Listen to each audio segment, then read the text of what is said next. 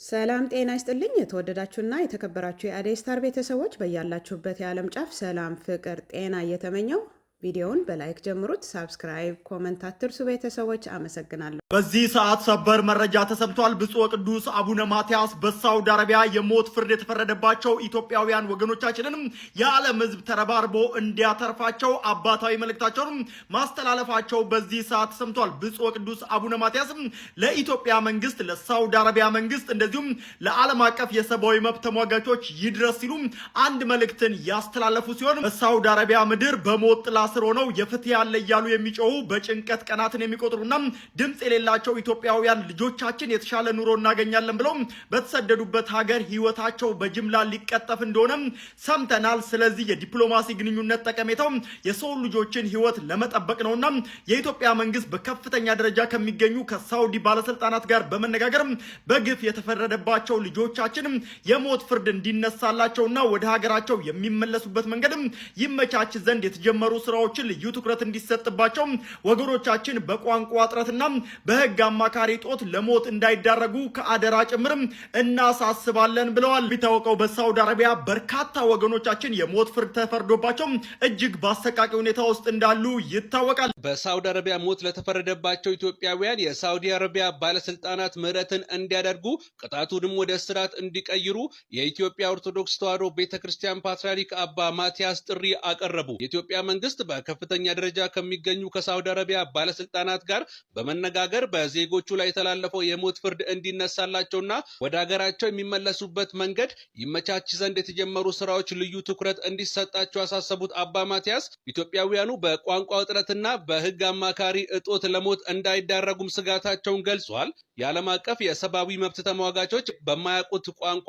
እንዲሁም ባልተረዱት የህግ ሂደት ሞት የተፈረደባቸው ወገኖች ስቃይ ተመልክተው የፍትህ መዛባትን እንዲቃወሙና የንጹሃንን ነፍስ እንዲታደጉ ሲሉ ጥሪም አቅርበዋል። በሳውዲ አረቢያ ከአደንዛዥ እጽ ጋር በተያያዙ ክሶች ቢያንስ 65 ኢትዮጵያውያን ስደተኞች በሞት ሊቀጡ እንደሚችሉ ሁማን ራይትስ ዎች አስታውቆ ነበረ። ለዓላማችሁ ስትሉ የሰው አይን ገርፏችኋል። ለዓላማችሁ መሳካትስ ስትሉ ብዙ ሰው አምቷችኋል።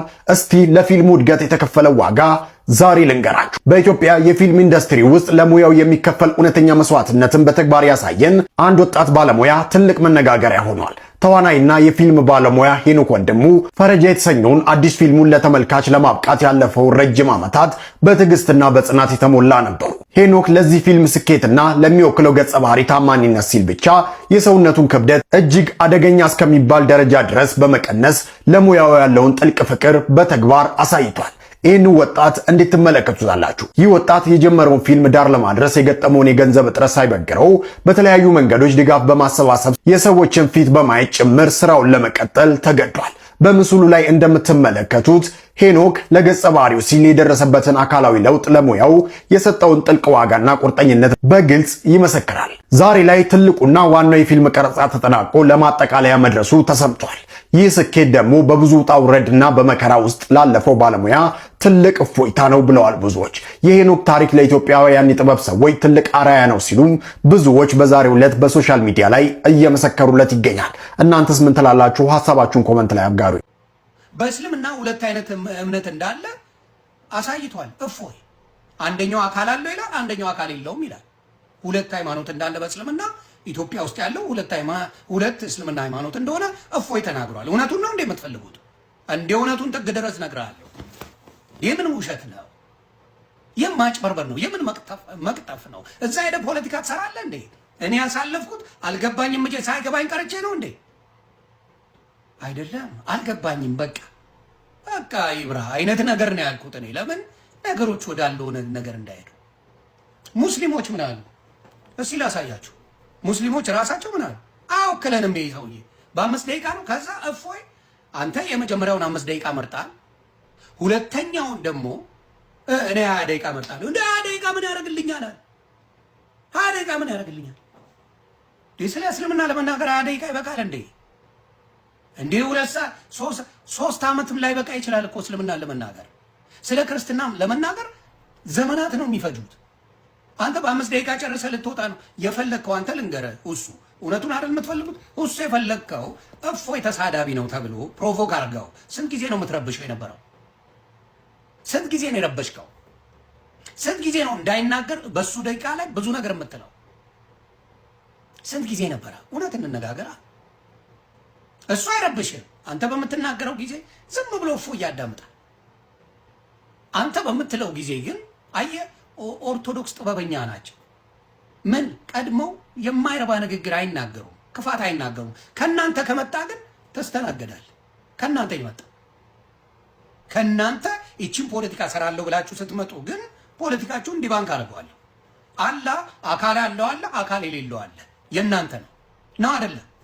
አሁን ከእፎይ ጋር ስትመጡና ስትነጋገሩ ወይ አካል ያለውን ነው የምታወራው ወይ የሌለውን ነው የምታወራው። ለዝጋው ላሳያችሁ። ኮፒ ሊንክ ታብታብ አድርጉ። ይህ መቀባጠር ነው። የምን ሌባነት ነው? ዝም አልኩ ማለት አያውቅም ብሎ ነው። እኔ ባላየ ነው ያለፍኩ። በደንብ ነው የገባኝ።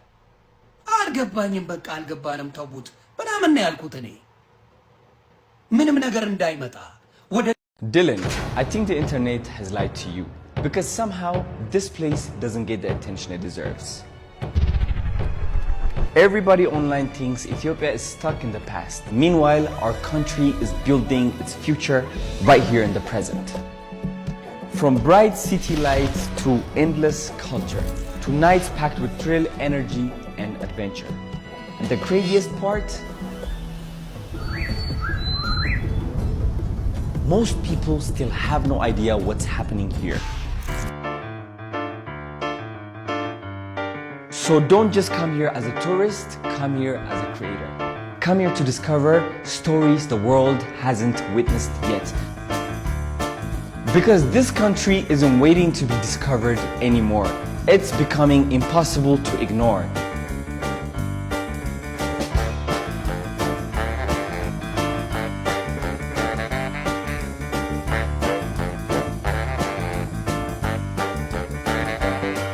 You bring the camera, Ethiopia will do the rest.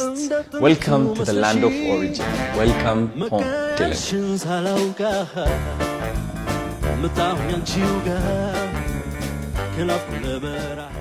አንድ ምሰጥህ ምክር ስሜትህ እንዳያቆምህ።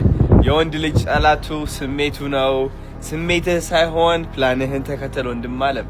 ነግሬሃለሁ። አንድ ቀን ራስህን ትጠላዋለህ። አንድ ቀን ህይወት ይሰለችሃል። አንድ ቀን ራስህን ተስፋ ታስቆርጣለህ። አንድ ቀን ደግሞ ከፍታ ይሰማሃል። ሰማይ ላይ እንዳለ ይሰማሃል። ራስህን ትወዳለህ። ሁሉ ነገር ይስተካከልልሃል። ስሜት ውሸታም ነው። የተማርኩት ነገር ቢኖር በዚህ 4 ዓመት ውስጥ ስሜት ውሸታም ነው። ጨንቆህ እያለ ስራ፣ ራስን እየጠላህ እያለ ስራ፣ ህይወት ደብሮ እያለ ስራ ስለ ደግሞ ዓላማ ላይ ስራ። ወጥተህ ዝም ብለህ ልፋ እያልኩ አይደለም። መልፋትና ላበላም መሆን ብቻ አይደለም። ዓላማህ ላይ የት መድረስ ነው የምትፈልገው? የት ደረጃ መድረስ ነው የምትፈልገው? ከ6 ወር በኋላ የት መሆን ነው የምትፈልገው? ምን ማሳካት ትፈልጋለህ? እሷን ነገር ካላሳካት ማለት ነው እውነቴን ነው የምልህ ስሜትን እንዳትሰማ ይዋሻሃል። ሰይጣን ተንኮለኛ ነው ልንገርህ። ዓላማ ያለው ሰው ሁሌም ይፈተናል። እመነኝ። ሰውነቴ መቀየር ፈልጋለሁ ብለህ ዓላማ ስታወጣ ማን ነው የሚፈታተንህ? ስሜትህ ነው። ሰይጣን ደግሞ አቅሙ ስሜት ነው። ታውቃለህ? ቪዲዮዎቹ ይሄን ይመሳስሉ ነበር። ላይክ አትርሱ፣ ኮመንት፣ ሳብስክራይብ አትርሱ። ቤተሰቦች አመሰግናለሁ። ክብር ይስጥልኝ። መልካም ቀን፣ መልካም ምሽት።